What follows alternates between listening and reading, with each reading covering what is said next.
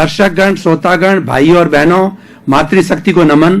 Channel 24+ news के खास विशेष मनमोहक, हमें एक अच्छा इंसान बनाने वाला, इंसानियत के गुण सिखाने वाला, मानवता के गुण सिखाने वाला, वैश्विक स्तर की बात करने वाला, राजनीतिक, सांस्कृतिक, धार्मिक, धर्म दर्शन और व्यवहार जगत की बात करने वाला पुनरुत्थान कार्यक्रम में आपका हार्दिक स्वागत है, अभिनंदन है, सत्कार है।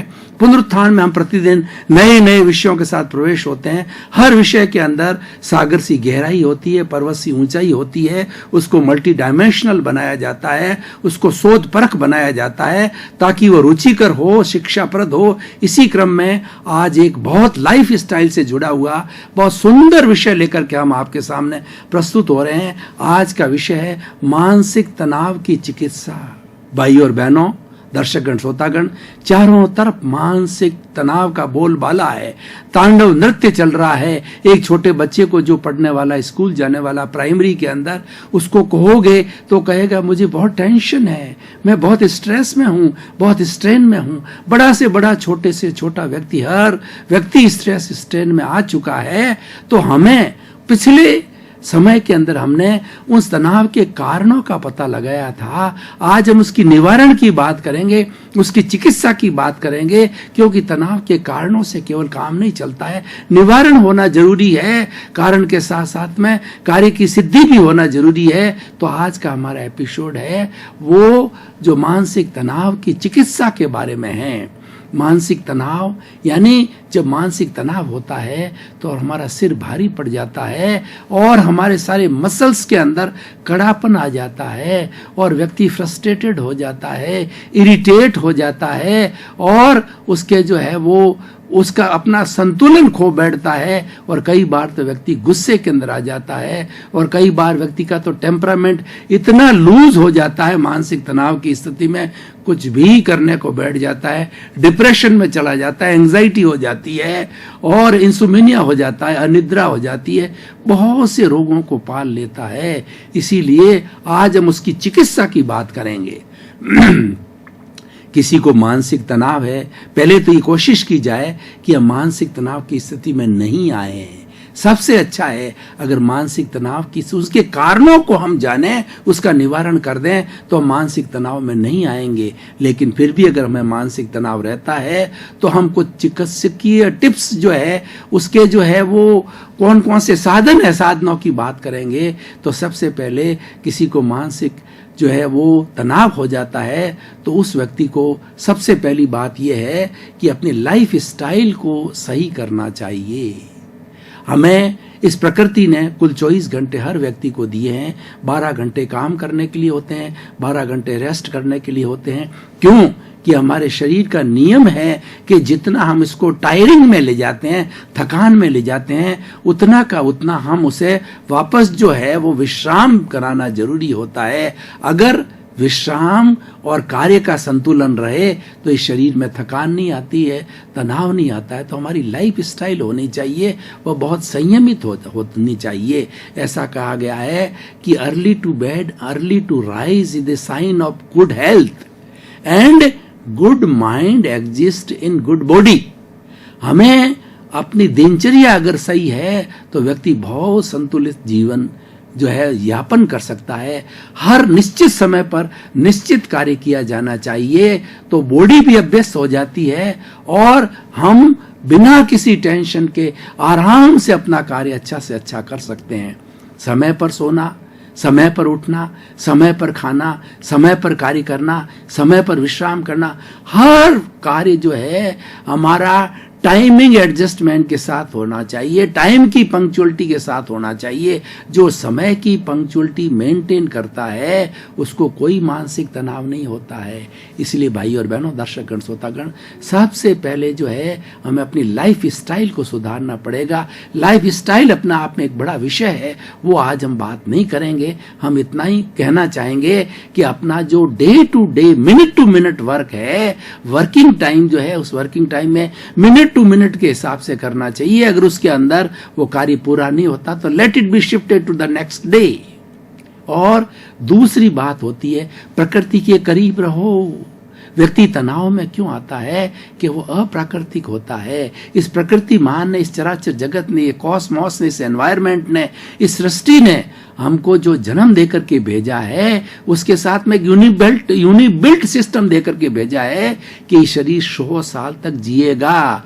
पुराने जमाने के अंदर हमारी उम्र जो है 100 साल की गिनी जाती थी, क्योंकि व्यक्ति को कोई टेंशन नहीं होता था, व्यक्ति के जो है वो मसल्स के अंदर कोई तनाव नहीं आता था, उसको फटीग नहीं होती थी, उसको स्ट्रेस नहीं होता था, स्ट्रेन नहीं होता था, और उसकी जो पैरासिम्पैथेटिक और सिंपैथेटिक नर्व्स जो है बराबर संतुलन के अंदर कार्य करती थी। तो हमें जो है वो मानसिक तनाव को दूर करने के लिए जो है हमें अपना जो है वो प्रकृति के करीब रहना चाहिए। प्रकृति के करीब कैसे रहा जाए कि देखिए हमारी जो प्राण शक्ति, हमारी ऊर्जा जो है जिससे हम कार्य करते हैं, जिससे हमें मानसिक तनाव को रोकना है, तो प्राण ऊर्जा को समझना चाहिए, विटालिटी को समझना चाहिए। और ये विटालिटी जब कम होती है तो व्यक्ति टेंशन में जाता है। विटालिटी प्राण ऊर्जा बनती है जल, भोजन, अग्नि और वायु। भोजन, हवा जो हमारी प्राण वायु है, और उसके साथ साथ में अग्नि का अर्थ होता है सूर्य का ताप। हमें विटामिन डी लेना चाहिए, थोड़ा समय सूर्य के ताप में रहना चाहिए, शुद्ध हवा लेनी चाहिए, और हमें सात्विक भोजन करना चाहिए, और साथ साथ में जल की प्रचुर मात्रा लेनी चाहिए। उससे हमारी विटालिटी जो है बहुत अच्छी बनती। पर हम अप्राकृतिक हो गए हैं। हम जो है अपना ज्यादा से ज्यादा समय एसी में गुजारते हैं। हमारी कार एसी है, हमारा घर एसी है, हमारा ऑफिस एसी है। हमको कहीं पर भी जो है सूर्य की किरण नजर नहीं आती है, सूर्य का प्रकाश नहीं मिलता है, उससे हमारी विटालिटी नहीं बनती है।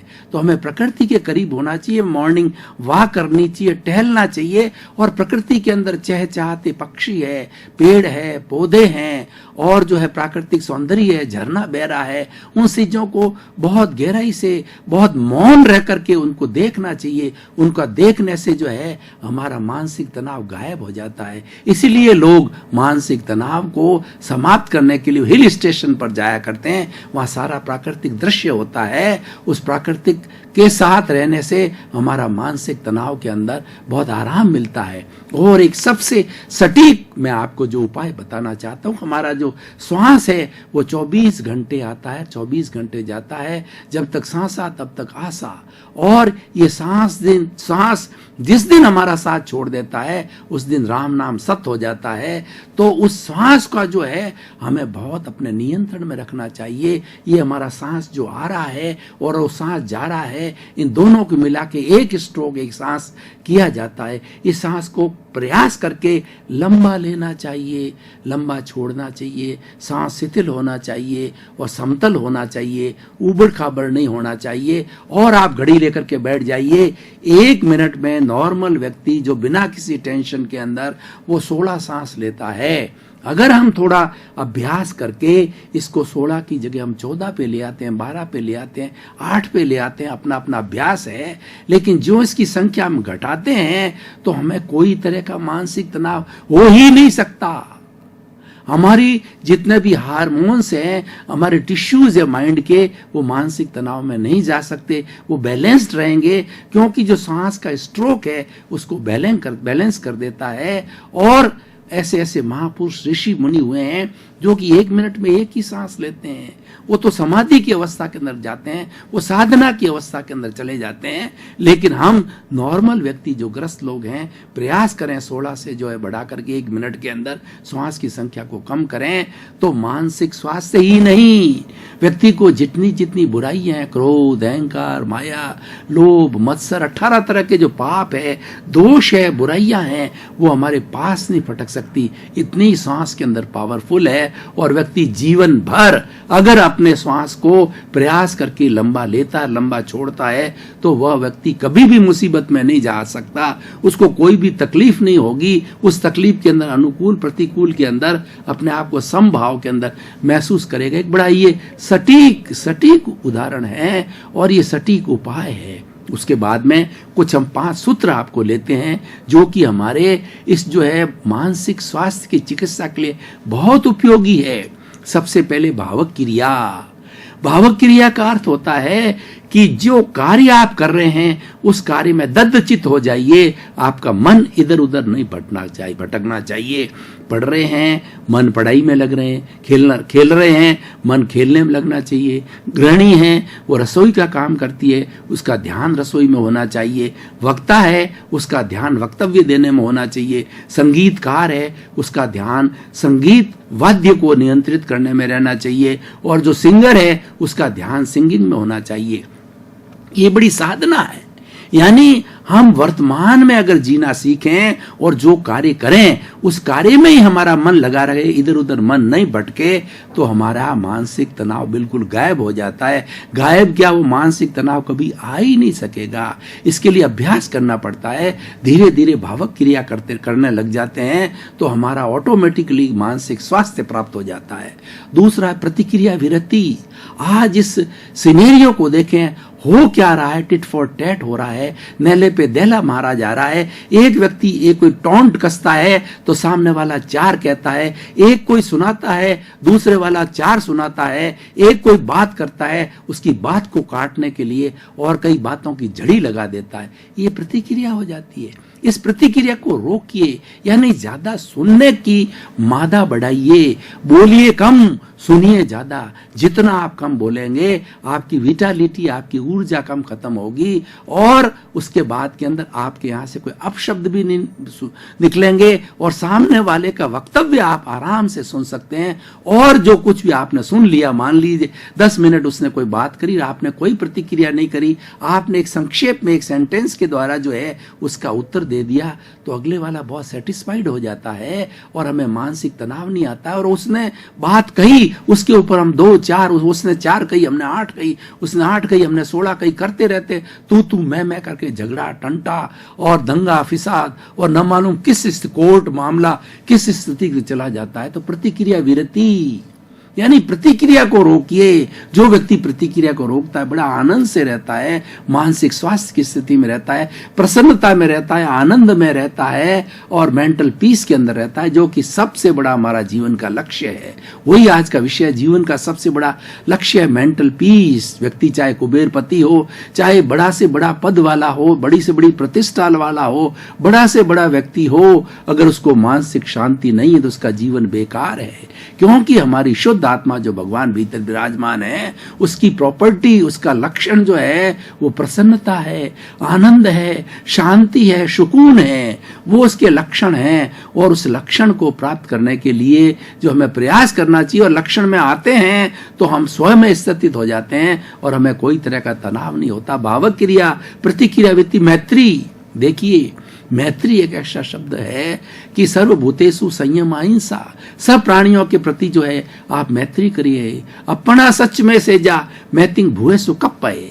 आप जो है स्वयं सत्य खोजो। स्वयं सत्य कब मिलेगा? जब हम सब के साथ में मैत्री करेंगे। इस संसार में जितने भी 84 लाख जीवा योनि के प्राणियां हैं, सबको हम आत्मवत समझें, आत्म तुला के ऊपर उसको तोलें और उनको समझें कि जैसा मैं हूं वैसा है। अगर मुझे कोई व्यवहार अच्छा नहीं लगता है तो सामने वाले को भी अच्छा नहीं लगेगा। मुझे गाली अच्छी नहीं लगती है तो सामने वाले को भी अच्छी नहीं लगेगी। तो इस तरीके से हम जो है मैत्री की भावना के अंदर विश्वास रखें, हर एक के साथ के अंदर मैत्री करें, हर प्राणी मात्र के साथ में मैत्री करें तो हमारा मानसिक तनाव जो है बिल्कुल नहीं हो सकता, है तो गायब हो जाएगा।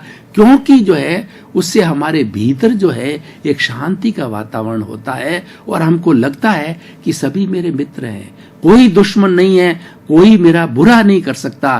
तनाव कब आता है? जब को भय होता है कि कोई हमारा नुकसान कर देगा, कोई मेरी इंसल्ट कर देगा, कोई मेरा बुरा कर देगा, कोई मुझे मार देगा। इस तरीके के जो हमारे उलझुलूल विचार आते हैं वो हमें मानसिक तनाव के अंदर डालते हैं। भावक क्रिया, प्रतिक्रिया, वृत्ति, मैत्री, मित भाषण व्यक्ति को हमेशा soft spoken, sweet spoken, limited spoken और गागर में सागर भरने वाला होना चाहिए। व्यक्ति जितना कम बोलेगा उससे गलत सलत काम कम निकलेगी, उसकी ऊर्जा कम समाप्त होगी और वो मित भाषण करने वाला ज्यादा समय भीतर मनन करने में लगाएगा, मौन में लगाएगा। मौन एक साधना है, मौन एक ऊर्जा है, मौन एक शक्ति है। व्यक्ति जितना जितना चुप रहता है उसके अंदर एक बड़ी शक्ति का विकास होता है और जो अंदर रिद्धि है, सिद्धियां हैं, उसके विस्फोटन को जगह मिलती है और व्यक्ति हर क्षण बोलता रहता है तो उसको जो है समय नहीं मिलता अपने भीतर तक झांकने का।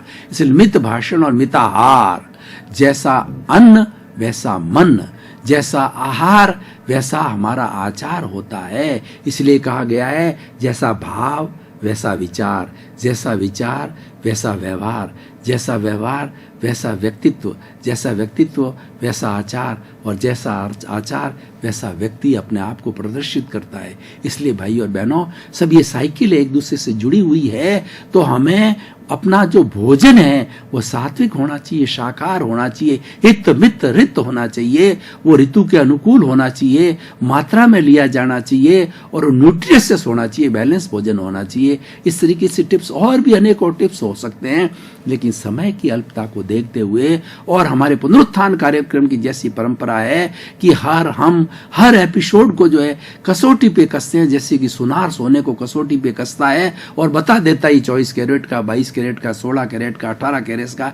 तो हम भी कसौटी पर कस करके इसका निरीक्षण करते हैं कि हमारा एपिसोड कितना लाभदायक, कितना रिलीवेंट है, कितना एप्लीकेबल है समाज के लिए। तो हमें बताना चाहता हूं कि आज का विषय मानसिक तनाव एक वृहद विषय है और सब पे लागू होता है, बच्चे से लगा के बुजुर्ग तक और पूरे 7 अरब की जनसंख्या पर लागू होता है।